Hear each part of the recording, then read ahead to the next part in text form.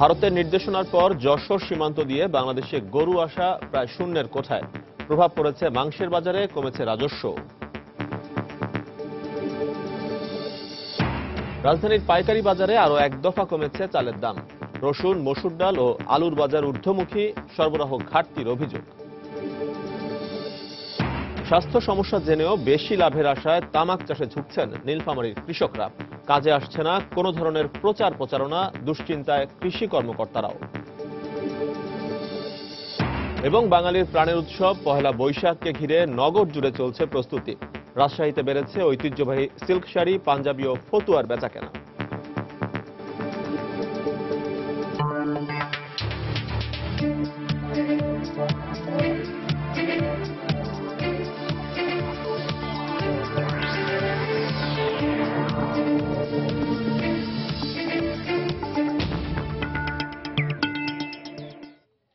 দেখছিলেন শিরোনাম। আমন্ত্রণ জানাচ্ছি দেশ ও দেশের বাইরের অর্থ বাণিজ্যের নানা খবর নিয়ে আমাদের নিয়মিত আয়োজন এ সময় বাণিজ্য। আর আপনাদের সঙ্গে রয়েছে আমি এজি মাহমুদ।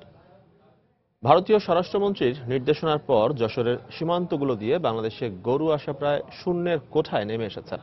সে সঙ্গে গরু আসা বন্ধে সাম্প্রতিক সময়ে সীমান্তে বিএসএফ জনবলও বাড়ানো হয়েছে। আর এর ভয়াবহ প্রভাব পড়েছে গরুর হাটের পাশাপাশি মাংসের বাজারে। একই সঙ্গে রাজস্ব আয় কমেছে সরকারের। যশোর প্রতিনিধি জুয়েল মৃধার তথ্য, শেখ জালাল উদ্দিনের ছবি নিয়ে ডেস্ক রিপোর্ট।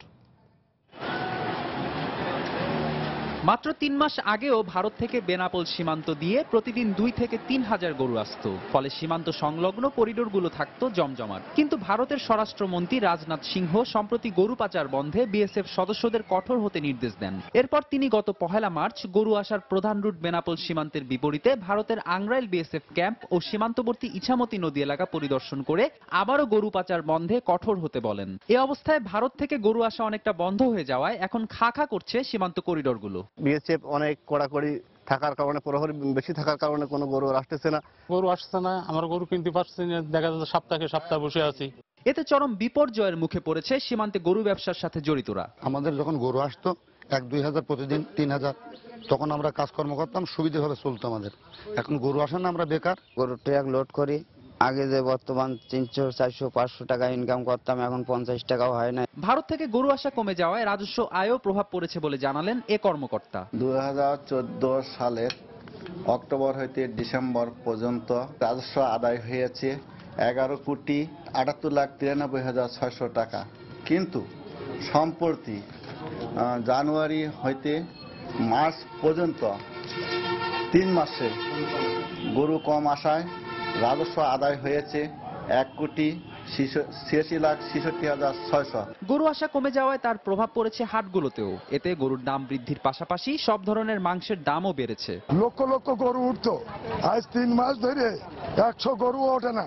ভারতীয় গরু বন্ধ হওয়ার পরের থেকে আমাদের হাটে প্রতি সপ্তাহে ৪০ থেকে ৫০ হাজার টাকা প্রত্যেকটা সপ্তাহে লস খাচ্ছি আমরা। জেলার পুটখালী ও অগ্রভুলটে ভারতীয় গরুর করিডোর রয়েছে। এছাড়া বিভিন্ন সীমান্ত এলাকা দিয়ে ভারতীয় গরু আনে বাংলাদেশি রাখালরা। সময় সংবাদ, যশোর। রাজধানীর পাইকারি বাজারে কেজি প্রতি ১০ টাকা পর্যন্ত বেড়েছে রসুনের দাম। একই সঙ্গে বেড়েছে মসুর ডাল ও আলুর দামও। আড়তদাররা বলছেন, আমদানি কম থাকার কারণে এসব পণ্যের দর ঊর্ধ্বমুখী। অন্যদিকে আরেক দফা কমেছে দেশীয় আমদানি করা চালের দাম। বিস্তারিত জানাচ্ছেন ইমতিয়াজ আহমেদ। বাজারে নতুন চাল উঠতে এখনো মাসখানেক বাকি থাকলেও রাজধানীর পাইকারি বাজারে রয়েছে যথেষ্ট পরিমাণ চালের সরবরাহ। আরও তারা বলছেন, প্রয়োজনের তুলনায় অতিরিক্ত চাল আমদানির কারণে এই মুহূর্তে চালের কোনো ঘাটতি নেই।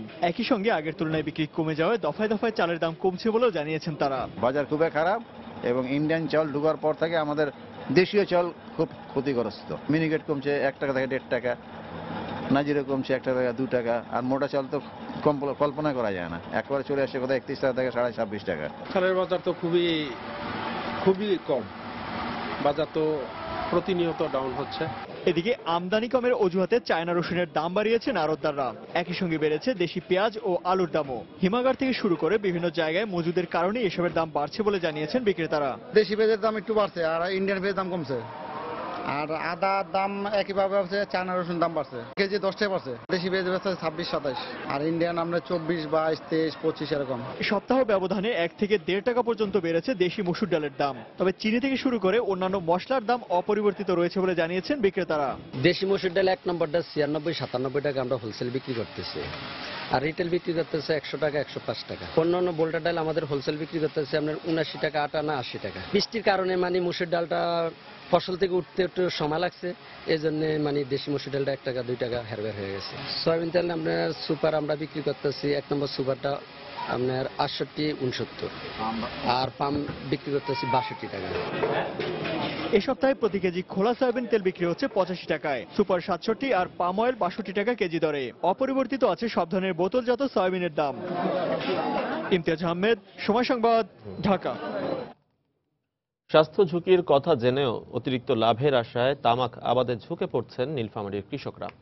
স্বাস্থ্য বিভাগের পক্ষ থেকে নানা প্রচারণা চালিয়েও তামাক চাষ বন্ধ করা যাচ্ছে না বলে জানালেন জেলার সিভিল সার্জন।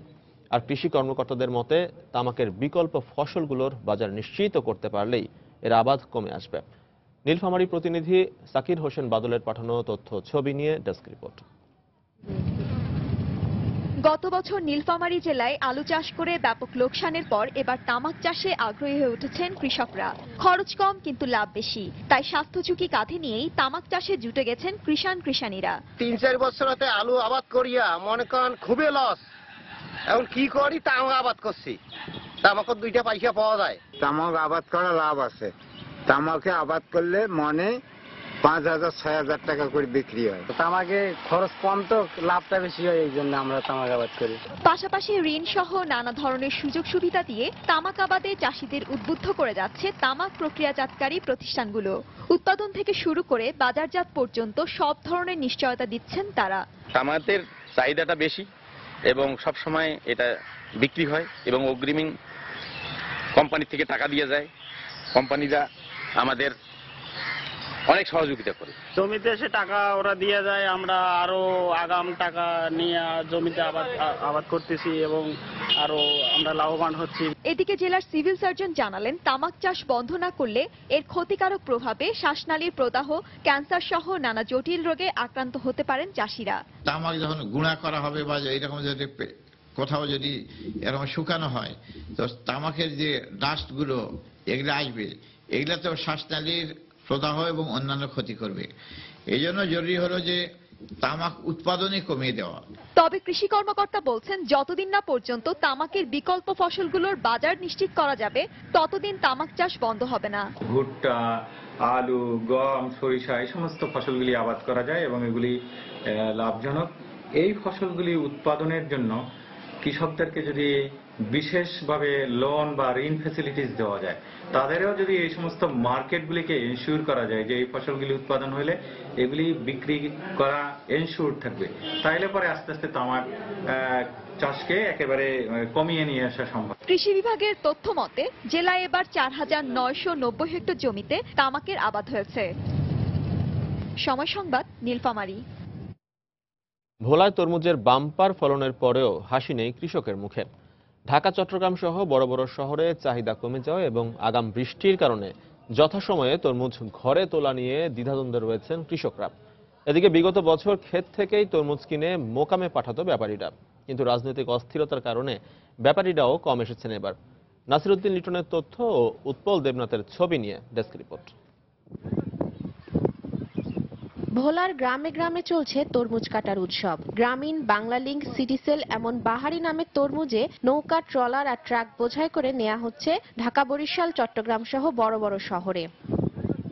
অন্যান্য রবি শস্যের তুলনায় তরমুজের উৎপাদন বেশি ও লাভজনক হওয়ায় প্রতি বছরই বাড়ছে তরমুজের আবাদ। গত বছরের তুলনায় এবছর প্রায় 400 হেক্টর জমিতে বেশি আবাদ হয়েছে। শুধু জমি নয়, উৎপাদনও বেড়েছে, কিন্তু মোকামে চাহিদা কমে যাওয়ায় ক্ষতির মুখে পড়ার আশঙ্কা কৃষকদের। অন্যান্য বছর খেতে বেচতে পারতাম, ব্যাপারীরা এবার হরতাল অবরোধের কারণে খেতে আইতে পারে না। হরতাল মতাল যদি না থাকতো তাহলে আমরা এবার ফল মোটামুটি আল্লাহর রহমতে ভালো পাইতাম। গাড়ি গুড়ি ঠিকরম পাওয়া যায় না, মাল ভাড়াইতে কষ্ট, এখন মাল লেয়া খেত ঠিকরম কাটতে ঠিকরম বয়া দিতে হয়। টানা অবরোধ ও হরতালে ঢাকা চট্টগ্রামে খুচরা বিক্রেতা কমে যাওয়ায় কৃষকদের মতো লোকসানের কথা জানালেন ব্যাপারীরাও। আমরা এখান থেকে কিনিয়া নিয়ে ঢাকা নিয়ে বিক্রি করতে পারি না, হরতাল অবরোধের কারণে আমরা বেচতে পারি না। মালের দাম অনেক কম, কৃষকের পুরা লস, এমনকি আমরা মাল নিয়ে ভাড়া বেচতে পারি না। এদিকে পরিবহন শ্রমিকরা জানান রাজনৈতিক অস্থিরতার কারণে তরমুজ পরিবহনের সমস্যায় পড়তে হচ্ছে। রাত্রে তো গাড়ি চালাইতে পারি না টোটালি, রাতে পেট্রোল বোম মারে, অকটেল মারে, ইয়েতে গাড়ি পুড়িয়া যায়, অথবা গাড়ি ধরিয়া যায়, আর পার্টিরা করে গালাগালি। মাসে তো 12-13 টিপ মারতে, এখন আমরা মাসে 4-5 টিপ মারি, আমাদের অনেক কষ্ট হয়। তবে বাজার দর এখনো ঠিক আছে জানিয়ে এই কৃষি কর্মকর্তা জানালেন কৃষকদের কাঙ্ক্ষিত লাভ নাও হতে পারে। কৃষক ভাইরা তো সবসময় বেশি লাভ পেতে চান, হয়তো তাদের কাঙ্ক্ষিত মাত্রায় নাও হতে পারে, তবে বাজার দর আমি বলবো এই মুহূর্তে ভালো আছে। বড় রকমের কোনো প্রাকৃতিক দুর্যোগ না হলে আমরা আশা করছি যে তরমুজ ফসলটি খুব ভালোভাবে আমরা হারভেস্ট করতে পারবো। গত বছর ভোলায় 12,000 হেক্টর জমিতে 6,40,000 মেট্রিক টন তরমুজ উৎপাদন হয়েছে।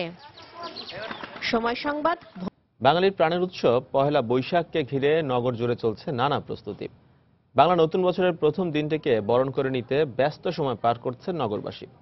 উৎসব উদযাপনে পোশাকের পাশাপাশি মাটির তৈজসপত্র আর সাজসজ্জার আনুষঙ্গিকের দোকানগুলোতে ভিড় বেড়েছে ক্রেতাদের।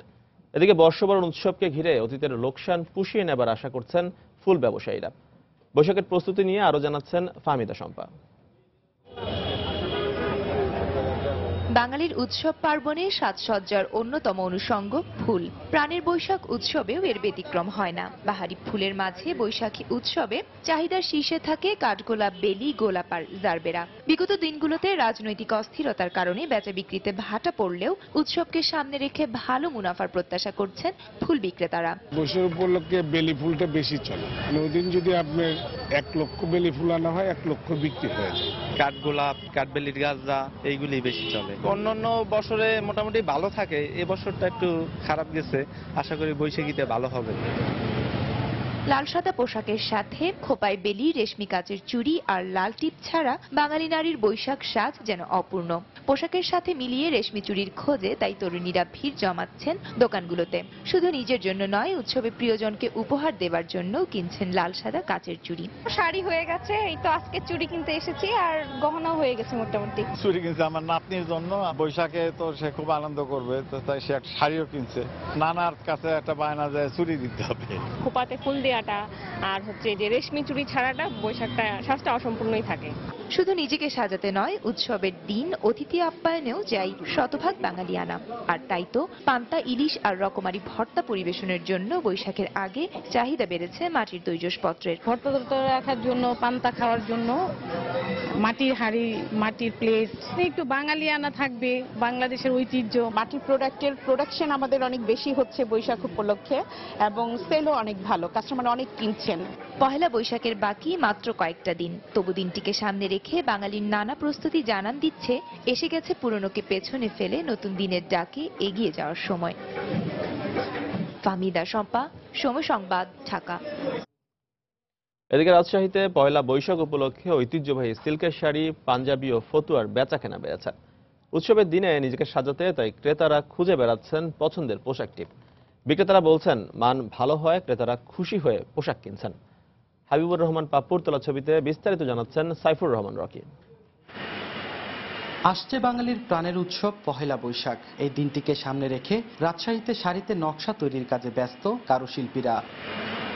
শাড়িতেই ফুটে ওঠে বাঙালি নারীর সৌন্দর্য, আর যদি সেই শাড়িটি হয় সিল্কের তাহলে তো কথাই নেই। তাই বৈশাখে মনের মতো সাজতে নারীরা ছুটছেন পছন্দের শাড়ির পেছনে। অনেকে আবার পছন্দের মানুষকে উপহার দিতেও কিনছেন ঐতিহ্যবাহী রাজশাহী সিল্কের শাড়ি। বৈশাখের জন্য এসেছি, এখন নারীর সঙ্গে তো সাদা শাড়ি, লাল পাড়, এটা তো লাগবেই। আমি পাশে একটা শাড়ি দেখেছি, আমার খুব ভালো লাগছে, বৈশাখী শাড়ি, আমি এটা পরবো। সাদা এবং লাল, তার মধ্যে আরো কিছু কালার যদি চলে আসে তাহলে মনে হয় যে স্বরঋতুটাকে আমরা ধরে রাখতে পারছি। শাড়ি নিতে আসছিলাম, সিল্কের শাড়ি, যাতে প্রেজেন্টেশনটা ভালো হয়। এদিকে এই উৎসবের আনন্দে মাততে সিল্কের পাঞ্জাবি আর ফতুয়ার কদরও বেড়েছে। নবীন প্রবীণ সব বয়সী ক্রেতারই পছন্দ এটি। পয়লা বৈশাখ সেই জন্য নিতে আসছি, সিল্ক, কটন এগুলোর মধ্যে নিতে আসছি। পয়লা বৈশাখ একটা উৎসব বাঙালিদের ঐতিহ্যের, সেই জন্য আর কি পাঞ্জাবি কিনতে আসলাম। পরিবারের সবাই একসঙ্গে আনন্দ করার জন্য এই পোশাক নেওয়ার জন্য এই সিল্কে বিশ্বস্ত প্রতিষ্ঠান। বাবুদের জন্যই মূলত, আর পছন্দ হলে আমার নিজের জন্য একটা পাঞ্জাবি নিব। পয়লা বৈশাখীর জন্য ফতুয়া দেখছি, জামা দেখছি। অন্যদিকে দামে কিছুটা এদিক সেদিক হলেও ক্রেতারা এসব পোশাক কিনছেন, এমনটাই বলছেন বিক্রেতারা। ভালো জিনিস তৈরি করতে হয় যেন পরে একটু আরাম পায় বা রং টং যেন না যায় সেদিকেও খেয়াল রাখতে হয় আমাদেরকে। তো সেই জন্য একটু হয়তো কস্ট এদিক সেদিক হয়, তো সবাই কিনছে এবং খুশি। ব্যবসায়ীরা জানিয়েছেন পহেলা বৈশাখে সাধারণত 1.5 থেকে 2,000 সিল্কের শাড়ির উৎপাদন হলেও এবার টার্গেট রয়েছে প্রায় 5,000-এর। সাইফুর রহমান রকি, সময় সংবাদ, রাজশাহী। দর্শক, বাঙালির প্রাণের উৎসব বৈশাখের আর মাত্র কয়েকদিন বাকি। বৈশাখকে ঘিরে জমে উঠেছে বিপণী বিতানগুলোর বেচাকেনা। রাজধানীর বেইলি রোডে রয়েছেন আমাদের রিপোর্টার মোস্তফা মাহবুব এবং চট্টগ্রামের আফমি প্লাজা রয়েছেন সহকর্মী ফেরদৌস লিপি। প্রথমে চলে যাচ্ছি মোস্তফা মাহবুবের কাছে। মাহবুব, এজি আপনাকে ধন্যবাদ। রাজধানীতে কিন্তু আজ সকাল থেকে আমরা দেখেছি যে আজকে যদিও সরকারি ছুটির দিন, কিন্তু সরকারি ছুটি হলেও কিন্তু অনেক বেসরকারি যে অফিস আদালতগুলো এগুলো কিন্তু খোলা থাকে, যার ফলে আজকে সকালে শনিবার সকালে কিন্তু রাজধানীতে যে বৈশাখী কেনাকাটা সেই কেনাকাটায় কিন্তু খুব বেশি ভিড় আমরা দেখতে পাইনি। তবে এবারের বৈশাখেও কিন্তু বৈশাখে যেহেতু বাঙালি নিজেকে নতুন করে সাজানোর জন্য আসলে নতুন পোশাক এবং নানা রকম অনুষঙ্গ দিয়ে নিজেকে সাজিয়ে রাখে, সেই কারণেই কিন্তু আসলে এইখানে আমি এই মুহূর্তে যে বেইলি রোডে যে দোকানটাতে আছি সেখানে কিন্তু নানান রকমের রঙের পোশাক এবং পোশাকের সাথে সাথে আরো বৈশাখে নতুন করে নিজেকে সাজিয়ে রাখতে যে ধরনের উপসঙ্গ সেগুলো কিন্তু আমরা এখানে দেখতে পেয়েছি। এবং সকাল থেকেই এখানে যে দোকানদাররা আছেন তারা কিন্তু সবকিছুর পসরা সাজিয়ে বসে আছেন এবং তারা আশা করছেন যে যেহেতু শনিবার আজও সরকারি ছুটির দিন, হয়তো দুপুরের পর থেকে বা বিকেলের দিকে কিন্তু বৈশাখী কেনাকাটা জমে উঠবে। দর্শক, পহেলা বৈশাখের কিন্তু আর খুব বেশি বাকি নেই, আজকের দিন গেলে আর হাতে 2 দিন থাকবে। তো দোকানিরাও কিন্তু সেই আশা নিয়েই আছেন যে এই 2 দিনে আসলে তাদের যে কাঙ্ক্ষিত যে বিক্রি সেটা কিন্তু পূরণ করার জন্যই তারা আশা নিয়ে আছেন। তো আমরা এই মুহূর্তে একজন বিক্রয় প্রতিনিধির সাথে কথা বলবো। তো এই যে এবারের যে পহেলা বৈশাখ, সেই পহেলা বৈশাখে আসলে আপনাদের বিক্রি কেমন হলো এবং এই গত 7 দিন 8 দিনে আপনাদের বিক্রি কেমন হলো, বা আসছে 2 দিন আসলে আপনাদের প্রত্যাশাটা কেমন? আসলে গতবারের চেয়ে এবার বিক্রিটা তেমন একটা ভালো না, আর আপনার 4-5 দিন ধরে আর কি সেলটা তেমন ভালো না। তবে 2-1 দিন ধরে একটু কাস্টমার একটু আসতেছে, আর রং মানেই কালারফুল। আর এবার আমাদের রংকে ঘিরে এবার আমাদের বর্ষপঞ্জিকা আমাদের এবার রঙের থিম, আর এবার থিমকে নিয়েই। আর এছাড়াও কটনের উপরে আমাদের কিছু কালারফুল শাড়ি করা হয়েছে, কাস্টমাররা আসছে দেখতেছে, তারপরও যেভাবে যায় কিন্তু সেভাবে আসলে যাচ্ছে না। তারপরও আসলে মানে দেশের অবস্থা যেটা, এটার জন্য আসলে বেশি আর কি এটা আর কি পড়তেছে। দর্শক, শুনছিলাম একজন বিক্রয় প্রতিনিধি বলছিলেন যে এবারে আসলে বৈশাখী বেচা বিক্রির যে চিত্র, সেই চিত্র আমার পিছনটাতে কিন্তু দেখা যাচ্ছে যে বৈশাখ উপলক্ষে দেখতে পাবেন দর্শক যে এবারের যে ভিন্ন ভিন্ন কালেকশন, সেই সব কালেকশন কিন্তু আমরা দেখতে পাচ্ছি। তো আসলে আজকে শনিবার হওয়ার ফলে আসলে শনিবার হওয়ার কারণে সকাল থেকেই কিন্তু আসলে এখানে যে ক্রেতা, সেই ক্রেতাদের আগমন কিন্তু কম। তো বেলা যত বাড়বে আশা করা হচ্ছে যে বিকেল নাগাদ বা দুপুরের পরে হয়তো ক্রেতাদের ভিড় বাড়বে। তো এই ছিল আমার কাছে রাজধানীর বেইলি রোডের বৈশাখী কেনাকাটার খবর। এজি। দর্শক, রাজধানীর বেইলি রোড থেকে মোস্তফা মাহবুব জানালেন বৈশাখকে ঘিরে এখানকার বিপণী বিতানগুলোর বেচা কেনা বেশ জমে উঠেছে। এবার চলে যাব চট্টগ্রামে, সেখানে রয়েছেন ফেরদৌস লিপি।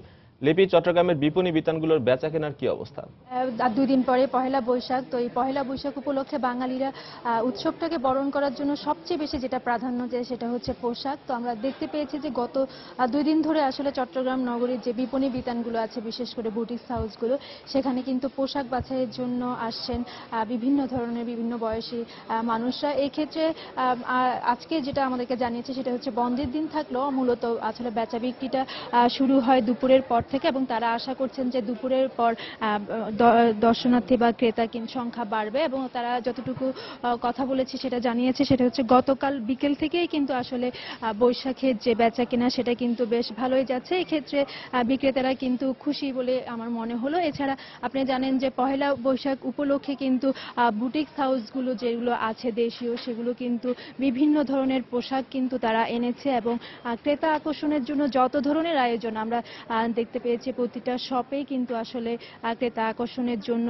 বিভিন্ন ডিজাইন, বিভিন্ন রঙের কিন্তু তারা পোশাক নিয়ে এসেছে। এবং যেটা সাধারণত ঐতিহ্যবাহী সেটা হচ্ছে লাল সাদা হয়তো একটু বেশি প্রাধান্য পায় পয়লা বৈশাখ উপলক্ষে, কিন্তু এবার বুটিক্স হাউসগুলো কিন্তু এর বাইরেও নানা ডিজাইনের, বিশেষ করে অন্যান্য যে বিভিন্ন কালার আছে সেই কালারগুলোকেও প্রাধান্য দিয়ে কিন্তু তারা যে পোশাক তারা সেটা করেছে। এবং আমরা এই মুহূর্তে নগরীর যে বিপণী বিতানটাতে আছে সেখানে আমরা দেখতে পেয়েছি যে কিছু কিছু ক্রেতা আসছে এবং ক্রেতার সংখ্যা খুব বেশি না হলেও বিক্রেতারা বলছেন দুপুরের পর সেটা বাড়বে। এবং এই ক্ষেত্রে আমরা যেটা দেখতে পেয়েছি সেটা হচ্ছে পাঞ্জাবির দিকে যেমন বিশেষ করে তরুণদের একটা ঝোঁক আছে, আবার পাশাপাশি কিন্তু যারা মহিলা তারা কিন্তু শাড়িটাকেই প্রাধান্য দিচ্ছেন পহেলা বৈশাখ উপলক্ষে। এবং যারা বিশেষ করে কিশোরী কিংবা একটু কম বয়সী তারা কিন্তু টপসগুলোকেই প্রাধান্য দিচ্ছেন। এবং তারা যতটুকু আমি কথা বলেছি তারা কিন্তু অনেক বেশি যে বর্তমানে যে বুটিক হাউসগুলো আছে সেখানকার যে ডিজাইনগুলো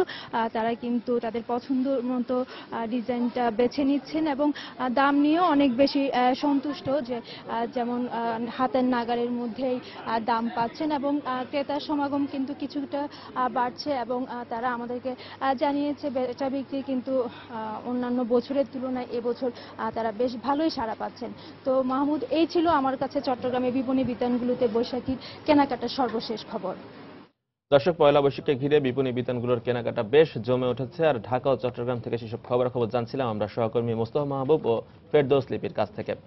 শুধু পাখির অভয়াশ্রমী নয়, গত মঙ্গলবারের কালবৈশাখী ঝড় আর শিলা বৃষ্টিতে কুষ্টিয়ায় ঘর বাড়ি লণ্ডভণ্ড হওয়ার পাশাপাশি ব্যাপক ক্ষতি হয়েছে ফসলের। আর তাই ঋণ শোধ করার দুশ্চিন্তায় দিশেহারা 3টি উপজেলার হাজার হাজার কৃষক। এ অবস্থায় কৃষি বিভাগ ক্ষতিগ্রস্ত কৃষকদের তালিকা তৈরি করছে। অন্যদিকে জেলা প্রশাসকের পক্ষ থেকে সহায়তার আশ্বাস দেওয়া হয়েছে। কুষ্টিয়া প্রতিনিধি SM রাশেদের পাঠানো তথ্য ছবি নিয়ে ডেস্ক রিপোর্ট। একদিকে কালবৈশাখী ঝড়, অন্যদিকে ভারী শিলাবৃষ্টি। প্রকৃতির এমন তাণ্ডবে লণ্ডভণ্ড হয়ে গেছে কুষ্টিয়ার কৃষকদের স্বপ্নের ফসল। জেলার 3 উপজেলার 14,000 হেক্টর জমির ফসল নষ্ট হয়ে গেছে। বিস্তীর্ণ ধান ক্ষেত ও কলা বাগান তছনছ হয়ে গেছে। এছাড়া ভুট্টা, পেঁয়াজ, গম ও মরিচ সহ বিভিন্ন ফসলের ব্যাপক ক্ষতি হয়েছে। কালবৈশাখীতে একদিকে মানুষ গৃহহারা হয়েছে, তার উপর ফসলের এমন ক্ষতিতে দিশেহারা হাজার হাজার কৃষক। মাঠের ধান ফসল সব শেষ হয়ে গেছে, এখন আমার বাঁচার মতো কায়দা নেই, কি খেয়ে বাঁচবো। পেঁয়াজগুলো শিলাবৃষ্টিতে ফেটে মেটে এখন পানি বেঁধে রয়েছে, আর তোলার কায়দা নেই, সব শেষ হয়ে গেছে এই শিলাবৃষ্টিতে।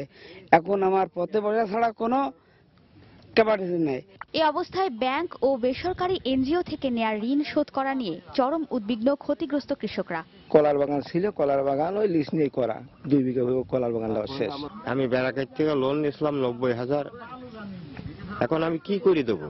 এদিকে সরকারি সাহায্যের জন্য ক্ষতিগ্রস্ত কৃষকদের তালিকা করা হচ্ছে বলে জানিয়েছেন কৃষি কর্মকর্তা। আর তাদের সর্বাত্মক সহযোগিতার আশ্বাস দিয়েছেন জেলা প্রশাসক। ইতিমধ্যে ব্যাংকের এবং এনজিওর যারা নেতৃত্ব দেন, অ্যাডাপ কিছু কিছু লিড এনজিও রয়েছেন, তাদের সাথে কথা বলেছি। এই ক্ষতিগ্রস্ত জনসাধারণকে যতটুকু সর্বোচ্চ যে রিলিফ দেওয়া যায় সেই বিষয়ে তারা ব্যবস্থা গ্রহণ করবেন। যারা ক্ষতিগ্রস্ত চাষি তাদের নামের তালিকা তৈরি করা হচ্ছে আমাদের মাঠের কর্মকর্তাদের মাধ্যমে, এবং এই তালিকা থেকে তাদেরকে আমরা সহায়তা করার জন্য প্রস্তাবনা তৈরি করব, তৈরি করে আমরা ঊর্ধ্বতন কর্তৃপক্ষের কাছে পাঠাবো। গত মঙ্গলবার জেলার সদর, কুমারখালী ও মিরপুর উপজেলার উপর দিয়ে বয়ে যাওয়া কালবৈশাখী ও শিলাবৃষ্টিতে 15টি ইউনিয়নের মানুষ ক্ষতিগ্রস্ত হয়। এছাড়া অভয়াশ্রমের হাজার হাজার পাখিও মারা যায়। সময় সংবাদ, কুষ্টিয়া। এবার জানাবো গত সপ্তাহের শেয়ার বাজারের লেনদেনের খবর।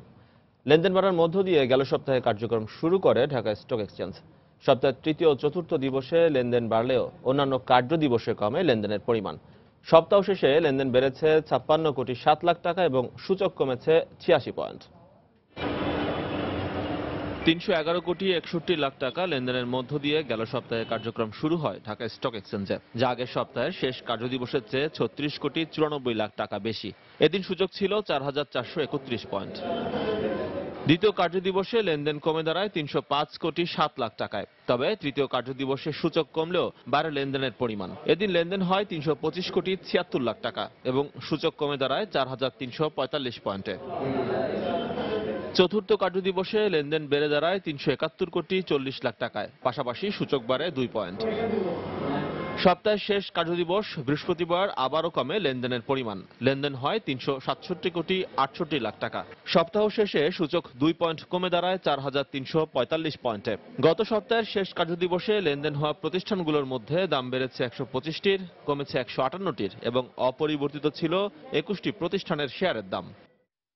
দাম বাড়ার দিক থেকে শীর্ষে ছিল Unique Hotel and Resorts Limited, ACI Limited, Mozaffar Hossain spinning mills limited, Ifad autos limited ও ইস্টার্ন ব্যাংক। অন্যদিকে সবচেয়ে বেশি দাম কমা প্রতিষ্ঠানগুলোর মধ্যে Jahin spinning limited, Eastland Insurance, ICB, AMCL, Sonali bank limited, first mutual fund, Rupali insurance ও সুরিত ইন্ডাস্ট্রিজ লিমিটেড ছিল উল্লেখযোগ্য। এজি মাহমুদ, সময় সংবাদ, ঢাকা। অস্ট্রেলিয়া উচ্চশিক্ষা নিতে আগ্রহীদের বিভিন্ন বিষয় সম্পর্কে জানাতে দিনব্যাপী অনুষ্ঠিত হল অস্ট্রেলিয়ান এডুকেশন ফেয়ার। শুক্রবার রাজধানীর একটি হোটেলে এ মেলার আয়োজন করা হয়। মেলা চলাকালে Charles state university, Flinders university সহ অস্ট্রেলিয়ার নামকরা সব বিশ্ববিদ্যালয়ে ভর্তির খোঁজ খবর নেন আগতরা। এছাড়া স্কলারশিপ সহ স্পট অ্যাডমিশনেরও সুযোগ রাখা হয় বলে জানায় মেলার আয়োজক প্রতিষ্ঠান এডুয়েড। দক্ষ জনশক্তি তৈরির মাধ্যমে দেশের তথ্য প্রযুক্তি খাতে আরও বেশি বিদেশি বিনিয়োগ আকর্ষণ করা সম্ভব বলে মনে করেন তথ্য প্রযুক্তি প্রতিমন্ত্রী জুনায়েদ আহমেদ পলক। শুক্রবার সকালে রাজধানীর আগারগাঁওয়ের বাংলাদেশ কম্পিউটার কাউন্সিলে অনুষ্ঠিত ইন্টারন্যাশনাল কলেজিয়েট প্রোগ্রামিং কন্টেস্টে অংশগ্রহণকারীদের সম্মাননা প্রদান অনুষ্ঠানে তিনি কথা বলেন। এ সময় তিনি বলেন, কৃষি ও শিল্প উন্নয়নের পাশাপাশি এখন তথ্য প্রযুক্তির উন্নয়নে সবচেয়ে বেশি নজর দেওয়া জরুরি। এ সময় অন্যান্যদের মধ্যে বক্তব্য রাখেন প্রযুক্তিবিদ ডক্টর জাফর ইকবাল সহ তথ্য প্রযুক্তি খাতের বিভিন্ন ব্যক্তিরা।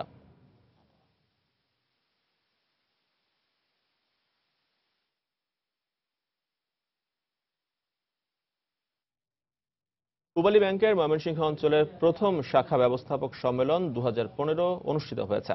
সম্মেলনে বিভিন্ন শাখার সফলতার উপর এবং 2015 সালের ব্যাংকের নির্ধারিত লক্ষ্যমাত্রা অর্জন কৌশল নিয়ে আলোচনা করা হয়। এ সময় প্রধান অতিথি হিসেবে উপস্থিত ছিলেন প্রতিষ্ঠানটির পরিচালক ও প্রধান নির্বাহী আব্দুল হালিম চৌধুরী। এছাড়া উপব্যবস্থাপনা পরিচালক শফিউল আলম খান, মহাব্যবস্থাপক সাইদ আহমদ সহ ঊর্ধ্বতন কর্মকর্তারা উপস্থিত ছিলেন। নতুন নতুন চিন্তা ভাবনা নিয়ে কাজ করে সফল 23 জন উদ্যোক্তাকে সম্মাননা দেওয়া হয়েছে। এ উপলক্ষে শুক্রবার বিকেলে রাজধানীতে বিশ্ব সাহিত্য কেন্দ্রে একটি অনুষ্ঠানের আয়োজন করে চাকরি নেব না দেব নামের একটি প্রতিষ্ঠান। এ সময় সফল উদ্যোক্তারা বলেন, উদ্যোক্তাদের জন্য দক্ষিণ এশিয়ার মধ্যে সবচেয়ে উপযুক্ত জায়গা বাংলাদেশ। অনুষ্ঠানে নতুন উদ্যোক্তাদের বিভিন্ন বিষয় নিয়ে কাজ করার আহ্বান জানান তারা।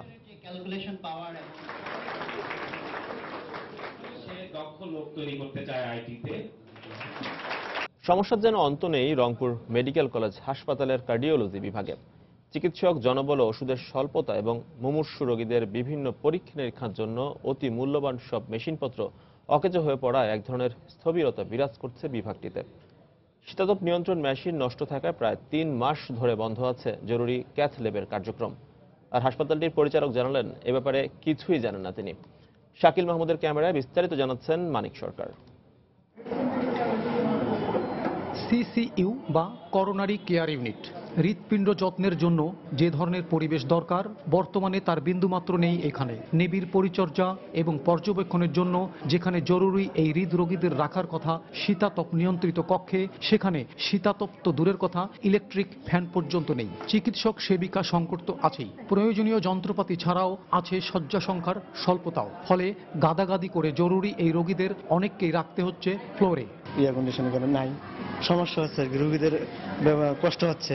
স্যার আসলো তখন দেখতে যে বললো এনাকে একটা ইয়ে দেন, বেড দেন। বেডে উঠছিলাম, নামে দিছি। হৃদরোগ বিভাগে আপনার এসি থাকার কথা সিসিওতে এবং পাশে, এবং এসিটা নেই, ফ্যানও নাই। আমরা যে ছিলাম হার্টের রোগী, সেখানে একটা ফ্যান থাকা দরকার, ফ্যানও নাই। কার্ডিওলজি ওয়ার্ড রংপুর মেডিকেল কলেজের অন্যান্য সমস্ত ওয়ার্ডের থেকে সবচেয়ে বেশি সেন্সিটিভ ওয়ার্ড।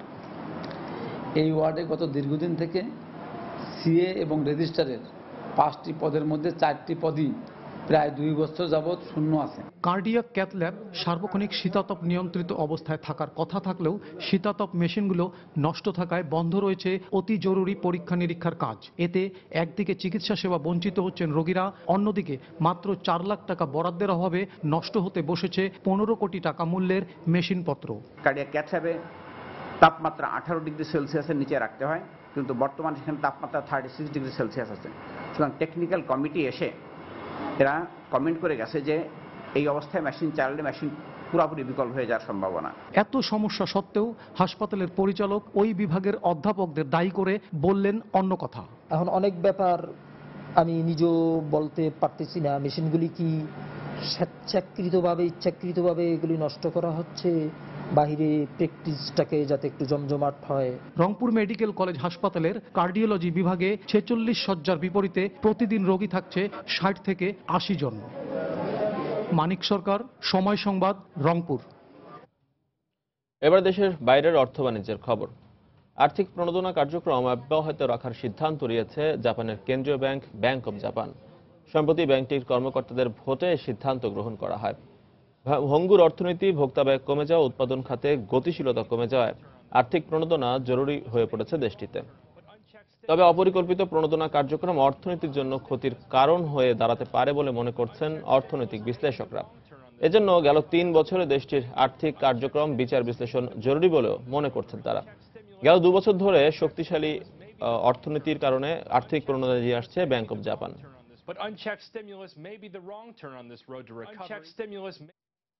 নতুন অর্ডারের পরিমাণ বাড়ায় চাঙা হয়ে উঠেছে ইউরোজোনের বৃহত্তম অর্থনীতির দেশগুলোর উৎপাদন খাত। মার্চে বেড়েছে স্পেনের অবকাঠামো খাতের কার্যক্রম, যা ভূমিকা রাখছে নতুন কর্মসংস্থান সৃষ্টিতে। আর অঞ্চলের পাওয়ার হাউস জার্মানির উৎপাদন খাতের কার্যক্রম বেড়েছে গেল 8 মাসের মধ্যে সর্বোচ্চ পরিমাণে। ভালো অবস্থায় রয়েছে ইতালির আর্থিক কার্যক্রমও। বিভিন্ন পণ্যে মূল্যছাড় থাকায় এর সুফল ভোগ করছে এই অঞ্চলের ভোক্তারা। তবে এখনও কিছুটা নেতিবাচক অবস্থায় রয়েছে ফ্রান্স। বিশ্লেষকরা বলছেন, ডলারের বিপরীতে ইউরোর মান কমলেও বাড়ছে ইউরোপিয়ান আয়, বিনিয়োগ এবং কর্মসংস্থান সৃষ্টির হার। দেশের চলমান রাজনৈতিক অস্থিরতার কারণে শিগগিরই ইউক্রেনের অর্থনীতি চরম বিপর্যয়ের মুখে পড়বে বলে আশঙ্কা করছে বিশেষজ্ঞ মহল। আর এজন্য রাশিয়ার পাশাপাশি যুক্তরাষ্ট্রকেও দায়ী করা হচ্ছে। এমন অবস্থায় বহির্বিশ্বের সহায়তার দিকে চেয়ে না থেকে অর্থনৈতিক উন্নয়নের স্বার্থে ইউক্রেনকে বিদেশি বিনিয়োগ বাড়ানোর তাগিদ দিচ্ছেন তারা। ক্রিমিয়া ইস্যু দিয়ে সংকটের শুরু, এরপর চলে সরকার পক্ষ আর রুশপন্থীদের দ্বন্দ্ব। দুর্দশা যেন কোনোভাবেই পিছু ছাড়ছে না ইউক্রেনের। ক্রিমিয়া দখল নিয়ে রাশিয়ার সাথে টানাপোড়েন চললেও সেই রাশিয়ার ঋণের বোঝাই মাথায় চেপেছে দেশটির। অর্থনীতির বেহাল দশাকে হয়তো আরো জোরদার করতে আন্তর্জাতিক মুদ্রা তহবিল পূর্বাভাস দিয়েছে 2015 সালের মধ্যে কোনোভাবেই রাশিয়ার পাওনা $300 কোটি পরিশোধ করতে পারবে না ইউক্রেন। অর্থ সংকটে ভোগা এই পূর্বাভাস যেন মরার ওপর খাড়ার ঘা হয়ে দাঁড়িয়েছে দেশটির জন্য। বছরের প্রথম 2 মাসেই ইউক্রেনের অর্থনীতি 25% সংকুচিত হয়েছে, যা পুরো 2014 সালের সমপরিমাণ। স্পষ্টই দেখতে পাচ্ছি অর্থনীতি কিভাবে ক্ষতিগ্রস্ত হচ্ছে। ইউক্রেনের সব মানুষকে তো আর সরকারের পক্ষ থেকে সহায়তা দেওয়া সম্ভব না। ইউক্রেনের পুনর্গঠনের জন্য যুক্তরাষ্ট্র ও রাশিয়ার এগিয়ে আসা উচিত। বিশেষজ্ঞ মহলে অভিযোগ উঠেছে, মূলত রাশিয়ার সাথে দ্বন্দ্বের কারণেই ক্রিমিয়া ইস্যুতে ইউক্রেনের পক্ষ নিয়েছে যুক্তরাষ্ট্র। রাশিয়ার উন্নয়ন ব্যাহত করতে ইউক্রেন সহ গোটা ইউরোপের সঙ্গে দেশটির বাণিজ্যিক সম্পর্কে চির ধরাতে চাইছে মার্কিন সরকার। এই অবস্থায় ইউক্রেনকে অন্য কোনো দেশের সাহায্যের মুখাপেক্ষী না হওয়ার পরামর্শ দিচ্ছেন তারা। আমাদের দেশে বিদেশি বিনিয়োগ আশঙ্কাজনক হারে কমছে, কারণ আমরা নিরাপদ বিনিয়োগ পরিবেশ সৃষ্টি করতে পারছি না। আমরা সবসময় বিদেশি সহায়তার উপর নির্ভর করতে পারি না। দেশের অর্থনৈতিক উন্নয়নে এবং রাজস্ব আয় বাড়াতে কাজ করতে হবে আমাদেরই। এক্ষেত্রে ঋণের সুদের হার কমিয়ে ব্যবসায়ীদের সাহায্য করতে পারে কেন্দ্রীয় ব্যাংক। মার্চে ইউক্রেনকে $1750 কোটি ঋণ সহায়তা দিতে সম্মতি জানিয়েছে আইএমএফ। কিন্তু অর্থনীতিতে স্থিতিশীলতা ফেরানোর পথ দেশটিকেই খুঁজে নিতে হবে বলে মনে করছেন বিশ্লেষকরা। ঈশিতা ব্রহ্ম, সময় সংবাদ। দর্শক, এবার চলে যাচ্ছি জাতীয় একটি খবরে। এই মুহূর্তে ঢাকা উত্তর সিটি কর্পোরেশনে আওয়ামী লীগ সমর্থিত প্রার্থী আনিসুল হক খিলক্ষেতের লোটাস কামাল টাওয়ারে তার নির্বাচনী ইশতেহার প্রকাশ করছেন। আমরা এখন সরাসরি চলে যাচ্ছি সেখানে। আইনি কর্তৃত্বের অভাব আছে, অন্যদিকে নাগরিকদের সেবা নিশ্চিত করতে মেয়রকে সরকারের বিভিন্ন 56টি সংস্থার উপর নির্ভর করতে হয়। সিটি কর্পোরেশন এবং এসব সংস্থা একসঙ্গে সক্রিয় হলেই কেবল সর্বোচ্চ নাগরিক সেবা দেয়া সম্ভব। দক্ষ সমন্বয়ের অভাব আছে সংস্থাগুলোর মধ্যে। ঢাকার নাগরিকরা আমাকে নির্বাচিত করলে সংস্থাগুলোর মধ্যে সুষম সমন্বয়ের মাধ্যমে সর্বোচ্চ নাগরিক সেবা নিশ্চিত করতে পারব বলে আমি দৃঢ়ভাবে বিশ্বাস করি। প্রিয় সাংবাদিকবৃন্দ, আইনি সীমাবদ্ধতা সত্ত্বেও একজন মেয়র তার ব্যক্তিত্ব, নেতৃত্ব, পরিকল্পনা ও লক্ষ্য দিয়ে নগরের অনেক সমস্যার সমাধান করতে পারেন। আমার লক্ষ্য নির্দিষ্ট, পরিকল্পনা স্বচ্ছ, ভবিষ্যৎ উজ্জ্বল। জানি আমি কিভাবে প্রতিকূলতাকে পরাস্ত করতে হয়, সম্ভাবনাকে কাজে লাগাতে হয়। জীবন থেকে অর্জিত এসব অভিজ্ঞতা আমি সিটি কর্পোরেশনের উন্নয়নের কাজে লাগাতে চাই। আমি নগরীর পিতা নয়, নাগরিকের বন্ধু হয়ে থাকতে চাই। নগরপিতা শব্দটির মধ্যেই এক ধরনের নিঃসঙ্গ কর্তৃত্ববাদী শাসকের ইমেজ ফুটে ওঠে। মেয়র বলতে আমি বুঝি, মেয়র হচ্ছেন সব শ্রেণীর গরিব ধনীর প্রতিনিধি, যিনি নাগরিকের হয়ে শহরের সমতা, কল্যাণ আর ন্যায় প্রতিষ্ঠার কাজ করবেন। প্রিয় সাংবাদিক ভাই ও বোনেরা, ঢাকার সমস্যা ও সমাধান জানতে ইতিমধ্যে আমরা বিভিন্ন শ্রেণী পেশার নাগরিক, তরুণ তরুণী, ছাত্রছাত্রী, নগর বিশেষজ্ঞ, পরিকল্পনাবিদ সহ সংশ্লিষ্টদের সঙ্গে মতবিনিময় করেছি, সেমিনারে অংশ নিয়েছি। ৭৪,৪৮৬ জন মানুষের উপর জরিপ করেছি। আপনারাই অনেকে মিডিয়াতে তাদের দেখিয়ে রিপোর্ট করেছেন, যার ফলাফল অচিরেই আপনাদের সামনে আমরা তুলে ধরব এই নির্বাচনের প্রাক্কালে ইনশাআল্লাহ। অনলাইনে লাখ লাখ মানুষের সুনির্দিষ্ট মতামত, পরামর্শ এসেছে। নির্বাচিত হলে যার অনেক কিছুই বাস্তবায়ন সম্ভব। নগরবিদদের মতো আমারও আকাঙ্ক্ষা সুন্দর সমৃদ্ধ ঢাকা। বিশেষজ্ঞ মতামত ও জরিপের কারণে এখন আমি এই শহরের প্রতিটি এলাকার অনেক সমস্যা ও তার সম্ভাব্য নির্দিষ্ট সমাধান সম্পর্কে সচেতন। দর্শক, ঢাকা উত্তর সিটি কর্পোরেশনে আওয়ামী লীগ সমর্থিত প্রার্থী আনিসুল হক খিলক্ষেতের লোটাস কামাল টাওয়ারে তার নির্বাচনী ইশতেহার প্রকাশ করছিলেন। আমরা তখন সরাসরি ছিলাম সেখানে। আবারও জানিয়ে দিচ্ছি এ সময়ের বাণিজ্যের শিরোনামগুলো। ভারতের নির্দেশনার পর যশোর সীমান্ত দিয়ে বাংলাদেশে গরু আসা প্রায় শূন্যের কোঠায়। প্রভাব পড়েছে মাংসের বাজারে, কমেছে রাজস্ব। রাজধানীর পাইকারি বাজারে আরও এক দফা কমেছে চালের দাম। রসুন, মসুর ডাল ও আলুর বাজার ঊর্ধ্বমুখী, সরবরাহ ঘাটতির অভিযোগ। স্বাস্থ্য সমস্যা জেনেও বেশি লাভের আশায় তামাক চাষে ঝুঁকছেন নীলফামারীর কৃষকরা। কাজে আসছে না কোনো ধরনের প্রচার প্রচারণা, দুশ্চিন্তায় কৃষি কর্মকর্তারাও। এবং বাঙালির প্রাণের উৎসব পহেলা বৈশাখকে ঘিরে নগর জুড়ে চলছে প্রস্তুতি। রাজশাহীতে বেড়েছে ঐতিহ্যবাহী সিল্ক শাড়ি, পাঞ্জাবি ও ফতুয়ার বেচাকেনা।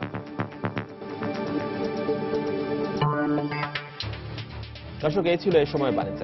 যে কোনো খবর পেতে ভিজিট করুন সময়নিউজ.টিভি। এছাড়া এই মাত্র পাওয়া খবর আপনার মোবাইলে পেতে SMS করুন *BN লিখে পাঠিয়ে দিন 16242 নম্বরে। আর সঙ্গেই থাকুন সময়।